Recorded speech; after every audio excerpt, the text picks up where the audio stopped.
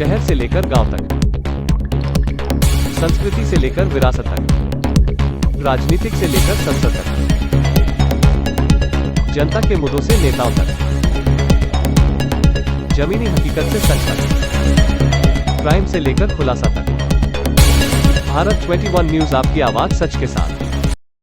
Delhi breaking. भारतीय सहयोग सेवा समिति द्वारा कोरोना काल में बढ़ चढ़कर लोगों की हर संभव मदद। कोरोना संक्रमित लोगों व जरूरतमंद लोगों की गई सेवा। कोरोना काल में भारतीय सहयोग समिति के अध्यक्ष जगवीर परमार व उनकी टीम ने लोगों की हर संभव साउथ दिल्ली से लेकर जहां भी मदद का फोन आया उन्होंने सेवा की। जो लोग कोरोना से पीड़ित थे उनके परिवार की 24 घंटे मदद की, चाहे कोरोना की दवाई हो, खाना, सामग्री, दवा, ऑक्सीजन हो, जिसको भी कोई सामान की जरूरत पड़ी, भारतीय सहयोग समिति ने लोगों की सहायता की और अपनी सेवाएं दी, जो लगातार आज भी जारी है। जिस तरह से आपातकाल में सामाजिक संस्थाएं आगे आकर लोगों की सहायता करती है, संकट काल में जनता की सेवा करती है, सरकार को भी इन जैसी संस्थाओं के साथ मिलकर लोगों को संभव मदद करनी चाहिए। भारतीय सहयोग समिति के अध्यक्ष जगवीर परमार ने कहा कि लोगों को मास्क और दूरी बहुत जरूरी, कोरोना को हराना है, इसलिए सरकार की दी हुई गाइडलाइन का पालन करना जरूरी है। केस जरूर कम हुए हैं, लेकिन हमें सावधानियां बरतनी होंगी जब तक इस बीमारी को जड़ से खत्म नहीं कर देते। मेरा नाम वंदना सैनी है और मैं भारतीय सहयोग सेवा समिति से पिछले 2 साल से जुड़ी हूँ। जगवीर परमार जी ने मुझे संस्था में के बारे में अवगत कराया था और मुझे बहुत ही अच्छा लगा। यह संस्था समय समय पर, और जबकि ये पेंडेमिक टाइम है, कोरोना काल में, इसने अद्भुत काम किए हैं। जैसे कि मरीज़ों के लिए जो लोग आए थे साथ में, उनके लिए कोई व्यवस्था नहीं थी सफदरजंग और मेडिकल के आसपास। हमने वहाँ जाके उन लोगों के साथ, जो मरीज़ के साथ लोग आए थे, भूखे प्यासे गलियारों में थे, हमने उन्हें खाना बांटा। सारे ज़रूरतमंदों को दिल्ली एनसीआर में हमें जहाँ जहाँ से कॉल मिलती है, हमारी गाड़ियाँ जाती हैं और उनके घर तक खाना पहुँचाया जाता है। जो लोग असमर्थ हैं और जिनके घर में पूरे परिवार के परिवार कोरोना की वजह से ग्रसित हो गए और जिन्होंने इस आपदा को झेला है, हम लोगों ने उनके परिवारों और जन जन तक जाकर पहुँचने की कोशिश की। जहाँ सरकारें विफल हो गई, वहाँ हमारी संस्था ने अपने संसाधन और अपने बूते पर आम लोगों के साथ जुड़कर ये कदम उठाए हैं और हमें किसी भी तरीके का कोई भी राजनीतिक सहयोग प्राप्त नहीं हुआ है। हमने सर्दियों में कंबल बांटे और जहाँ से भी हमें पता लगा ऑक्सीजन की कमी है, हमने कॉन्सनट्रेटर के लिए भी ट्राई करा और वो हम नहीं कर पाए, लेकिन हमने फ्री में ऑक्सीजन सिलेंडर देने का प्रावधान किया, जिसके लिए हमने उनसे कहा कि वह अपना वोटर ID कार्ड साथ लाएँ, आधार कार्ड साथ लाएँ, और हमने उनकी हर यथासंभव मदद की। उम्मीद करते हैं कि आगे भी आपकी संस्था इसी तरह काम करती बिल्कुल करती रहेगी। देखिए, ये एक बहुत ही अच्छा, जिसे कहते हैं ना, कार्य है और हम चाहते हैं मानवता के लिए हर द्वेष से ऊपर उठ के, हर राजनीतिक दल से ऊपर उठ के इसे चलाया जाए। मेरा नाम जगवीर सिंह परमार है। आपकी एनजीओ जिस तरह से लगातार जो है कोरोना पेशेंट के घर तक जो है खाना पहुंचा रहे हैं, आप लगातार लोगों की सेवा कर रहे हैं, किस तरह का कर रहे हैं, फिर उसके बारे में बताइए। हमारा इस दूसरी लहर में कोरोना काल की में हम फ्री खाना लंगर चला रखा है और जो लोग अपने घर में बनाने में असमर्थ हैं या लाने ले जाने में असमर्थ हैं, हमारी टीम भारतीय सहयोग सेवा समिति BSS एनजीओ की टीम उनके घर जा जाकर खाना प्रोवाइड करा रही है और जो भी सुविधा दे सकते हैं अपनी एनजीओ के माध्यम से हम उनको घर जाके पहुंचाते हैं। किस तरह से लोग आपसे संपर्क कर रहे हैं, आपने किस तरह से लोगों को?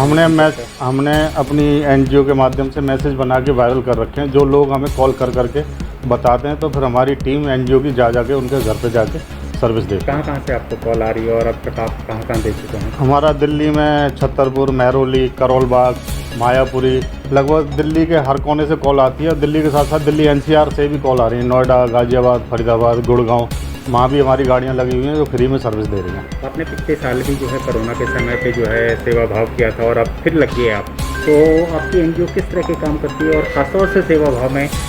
हमारी एनजीओ पिछली साल भी बढ़ चढ़ के हिस्सा लिया था। जब भी देश में कोई महामारी या कोई ऐसी चीज़ आती है उसमें हमारी संस्था बढ़ चढ़ के हिस्सा लेती है और हर साल जो भी एनजीओ की तरफ से लोगों की सेवा कर सकते हैं वो हम अपने लेवल पर करते हैं और पिछली साल भी करी थी, इस साल भी हम पूरे लगे हुए हैं।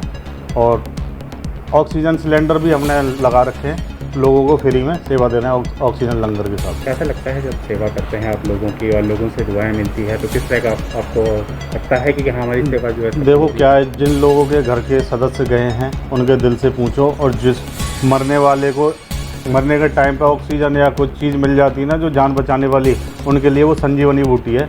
सरकार से उन लोगों को कोई उम्मीद नहीं रही, संस्थाएं फिर भी आगे बढ़ चढ़ के काम कर रही हैं और लोगों का सरकारों से ज़्यादा संस्थाओं पे विश्वास बढ़ रहा है। क्या उम्मीद करते हैं कि आगे भी आपकी संस्था इसी तरह लगी रहेगी? हमारी संस्था जब जब देश पे ऐसी कोई महामारी या कोई ऐसी विपदा आएगी, हमारी संस्था देश की जनता के साथ कंधे से कंधा बढ़ा के ऐसे ही सेवा देने का कार्य करती रही। क्या संदेश देना चाहेंगे आप सभी को? मैं सभी भाइयों से ये कहना चाहता हूँ, जितनी भी हमारे भारत के देश के नागरिक हैं, कि जो भी सेवा देने में या सहायता करने में सक्षम हो तो गरीब लोगों की, बेसहारा लोगों की ज़रूर सेवा करें और सरकार के भरोसे ना रहें। अपने बलबूते पर जनता को सेवा देने का कार्य करें। क्या आपकी संस्था जो है भारतीय सेवा समिति का, इसमें कोई राजनीति का भी सहयोग है?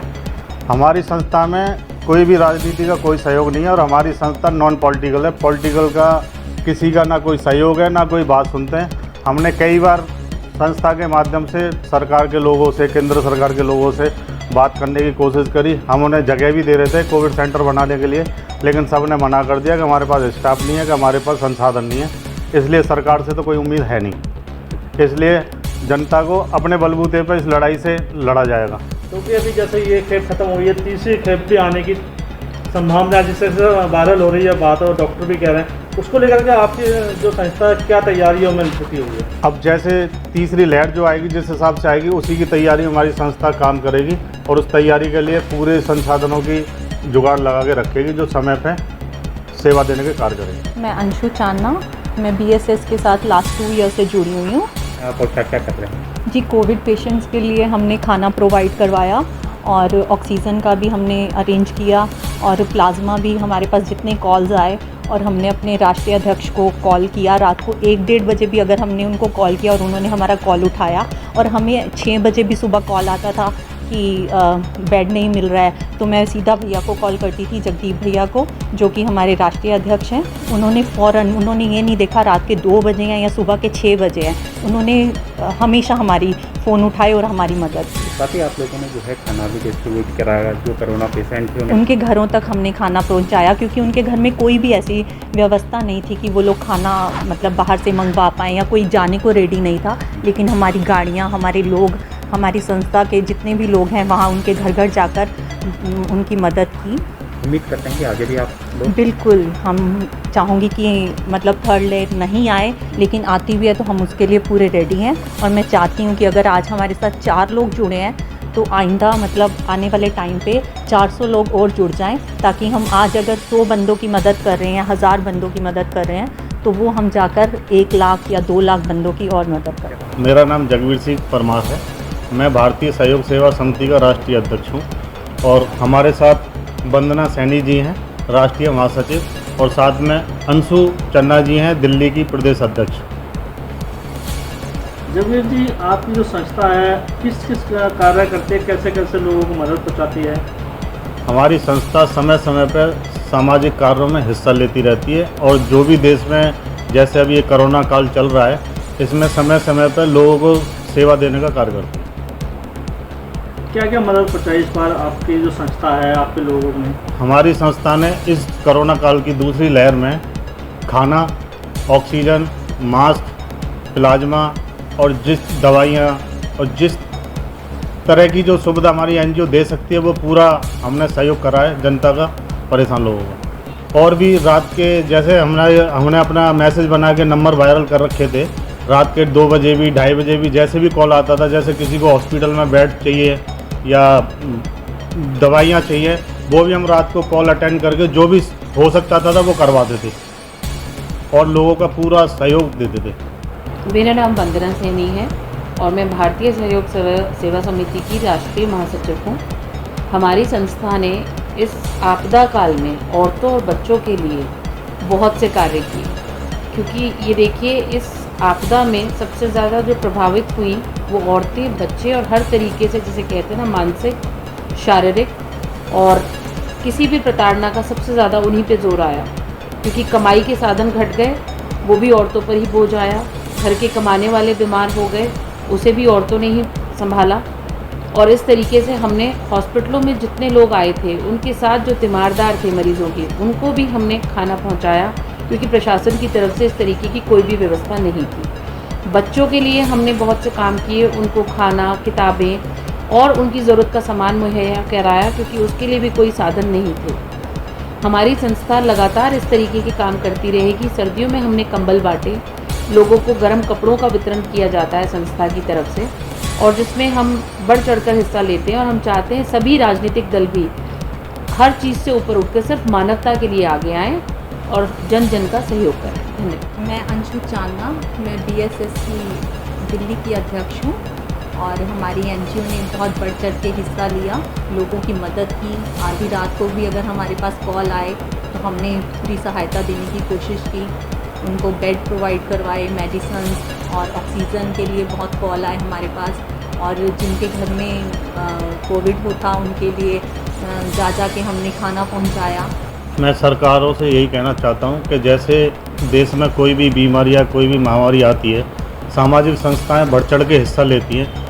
सामाजिक संस्थाओं का सरकार ने अपने तरीके से सहायता देने का कार्य करेंगे तो सामाजिक संस्थाओं के माध्यम से बहुत काफ़ी सहायता मिलेगी सरकारों को और जनता को भी, क्योंकि सरकार करती नहीं और संस्थाओं के पास संसाधन होते नहीं। अगर सरकार संस्थाओं को संसाधन देगी तो संस्थाएं बढ़ चढ़ कर हिस्सा लेंगी और लोगों को सर्विस देने का कार्य करेंगी। क्या कहीं लगता नहीं है कि जिस तरह से संस्थाएं ऐसी महामारी में आगे बढ़कर आती है, कोई छोटी संस्था हो या बड़ी संस्था हो, इस तरह से अगर सरकार सामने आए, उनका सहयोग दे, तो कहीं ना कहीं ऐसी महामारी को समाप्त किया जा सकता है। आपका इसमें क्या कहना है?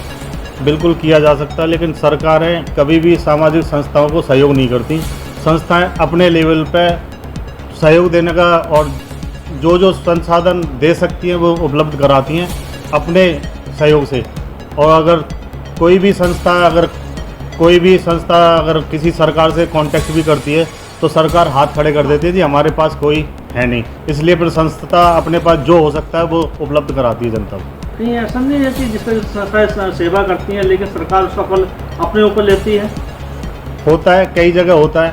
सरकार दूसरे के सहयोग को अपना दिखा के आगे प्रचार प्रसार में लगा देते हैं, लेकिन इस देश में बहुत ऐसे लोग हैं जो सेवा देते हैं और संस्थाओं के साथ मिलकर पूरी जनता का, दुखी परेशान लोगों को पूरा सहयोग करते हैं। लेकिन संस्था किसी सरकार के किसी नेता या किसी विशेष व्यक्ति के पास जाओगे तो आपकी ना कोई बात सुनता ना आपको कोई सहयोग देता है।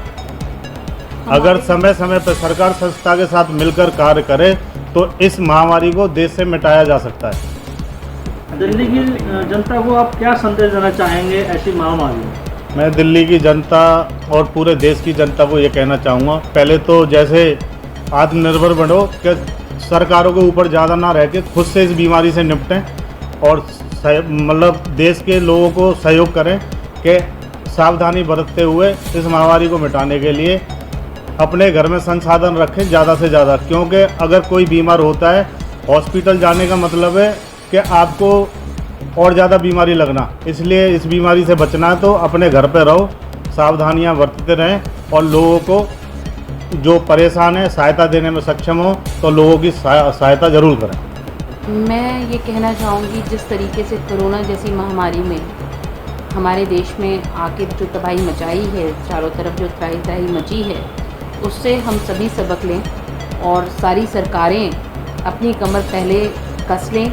उनके पास पैसा भी है, सोर्सेज भी हैं, अच्छे डॉक्टर्स भी हैं, तो हम अपनी मेडिकल उस पर भी उतना ही ध्यान दें जितना कि हम बाकी की चीज़ों पर देते हैं, और सभी औरतों का सम्मान करें और सभी औरतों को कोरोना वॉरियर्स का सम्मान मिलना चाहिए, क्योंकि ऐसे समय में औरतों ने अपने घर को संभाला हो, परिवार को संभाला हो, चाहे देश की उसमें योगदान दिया हो, औरतों ने हर जगह अपनी योग्यता साबित की है।